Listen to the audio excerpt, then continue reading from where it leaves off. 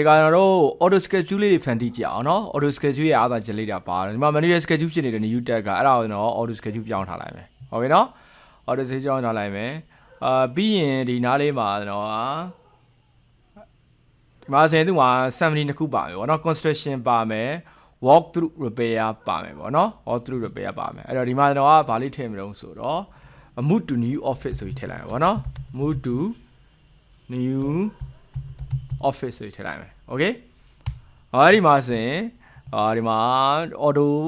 automatically schedule တက်လို့ပြနေတယ်ဒီမှာ1ရက်လားလို့ပြောနေတယ်ပေါ့နော်1ရက်လားဆိုပြီးဒီမှာဟောဖြစ်နေတယ် okay အဲ့ဒီတော့ကျွန်တော်1ရက်မဟုတ်ဘူးဒါကို9ရက်ကြာမယ်လို့ပြောမှာပေါ့နော်ဒီလိုတိုးလိုက်ရင်လည်းရတယ်5ဆိုပြီးတော့အဲ့လိုပြလိုက်မယ်အဲ့ဒါဆိုရင်5ဆိုပြီး enter ခေါက်လိုက်တာ ਨੇ ဟောဒီမှာသူ့ရဲ့အရှည်လေးက9ရက်စာကိုဒီမှာသွားမယ်ပေါ့နော်အဲ့တော့ဒီမှာစတဲ့ရက်တွေကဘယ်မှာသွားပြီးစတာတော့ပေါ့နော်ဘယ်မှာသွားပြီးစတာဆိုတော့ဒီမှာဒီ project ဒီ timeline ရက်စာဒီကနေသွားတာမဟုတ်ကိုရိုက်တဲ့ပုံမှာမူတည်ပြီးတော့သွားတာပေါ့နော်ဥမာတော့ဒီနားလေးမှာတော့ဟိုခုထည့်ကြည့်လိုက်မယ်ဒီဟာဆိုရင်သူ့ရဲ့ summary သူ့ရဲ့အချုပ်ကဘာလို့ဆိုတော့ walk through and repair ဆိုတော့ဒီမှာဒီနားလေးကနေစတယ်အဲ့ဒီနေရာလေးမှာဒီမှာအဲ့ဒီကနေစပြီးတော့ပေါ်တယ်ပေါ့နော်အဲ့တော့ဒီမှာတော့ insert ဆိုလို့လိုက်မယ်အဲ့တော့ insert tag ဆိုပြီးလိုက်မယ်အဲ့ဒီမှာ new tag ဆိုပြီးပေါ်နေပြီအဲ့ဒါကိုတော့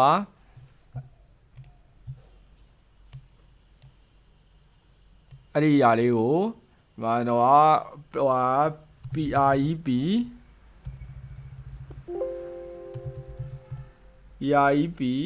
ဝေါ်ဆိုပြီးတော့ဒီမှာပြလိုက်မယ်โอเคနော်ပြီးတော့ depth သွားခုံလိုက်မယ်အဲ့ဒါဆိုဒီမှာသူ့ရဲ့ဒီညာလေးရဲ့စာတယ်โอเคနော်သူရောက်တဲ့သူ့ရဲ့အထက်ကကျွန်တော်တို့ကဒီဘယ်လိုပြောမလို့ Ruby structure ရှိတယ် Ruby structure မှာတူတာလေးတွေစုထားတယ် summary ရှိတယ်အဲ့ summary ပေါ်မှာမူတည်ပြီးတော့သူ့ရဲ့ရက်တရားပြောင်းသွားတယ်ပေါ့နော်ကိုကဒီ construction အောက်မှာထည့်တာဖြစ်တဲ့အတွက် construction စတဲ့ဒီမှာပဲသွားပြီးတော့ဟိုဖြစ်တယ်အဲ့တော့ဒီမှာကျွန်တော်က 2 day ထားလိုက်မယ်အဲ့တော့ 2 day ဆိုတော့ဒီမှာ 2D လို့ရိုက်လိုက်မယ်โอเคနော်ပြီးအနာခေါက်လိုက်မယ်အဲ့ဒီမှာသူ့ရဲ့2ရက်စာနေရာလေးတိုးသွားတယ်အဲ့တော့ walk through and repair အောင်မှာ automatic ထားတော့ဒီမှာ file တွေရိုက်တာနဲ့သူ့ရဲ့စာရက်နဲ့ဆုံးရင်ကိုဘာနဲ့သွားမှတ်တာတော့ဆိုသူ့ရဲ့အထက်က summary ကိုနဲ့သွားမှတ်တယ်နော် move to new office တော့သူ့ရဲ့အထက်က walk through and repair ဖြစ်တဲ့အတွက်သူ walk through and repair စတယ် February 24ရက်ကိုဒီမှာသွားပြီးတော့မှတ်တယ်ဟုတ်နော်အဲ့တော့ဒီမှာကျွန်တော်တို့ preparation wall ကိုကျွန်တော်ထည့်လိုက်တဲ့အချိန်ကသူ့ကိုဘယ်ထည့်ထည့်တာလဲ construction အောက်မှာထည့်လိုက်တာဟုတ်နော် construction အောက်မှာထည့်လိုက်တော့ construction ဘယ်ဟာစတာလဲဆိုတော့ construction ကဒီမှာတလပိုင်း6ရက်ကစတာနော်အဲ့ဒီအောက်မှာပဲဒီမှာသွားပြီးတော့ဝင်တယ်အဲ့တော့ကျွန်တော်တို့ test တွေထည့်မယ်ဆိုရင်သူ့ရဲ့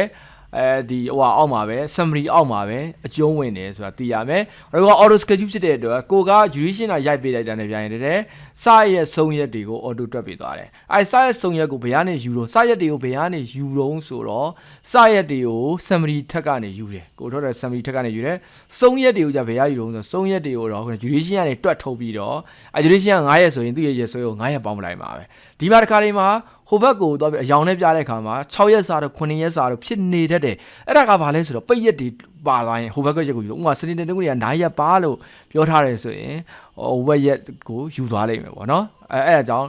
စနေတနင်္ဂနွေပါတဲ့ဟာတွေဆိုရင်သူကရက်ကပို့သွားလိမ့်မယ်ပေါ့နော်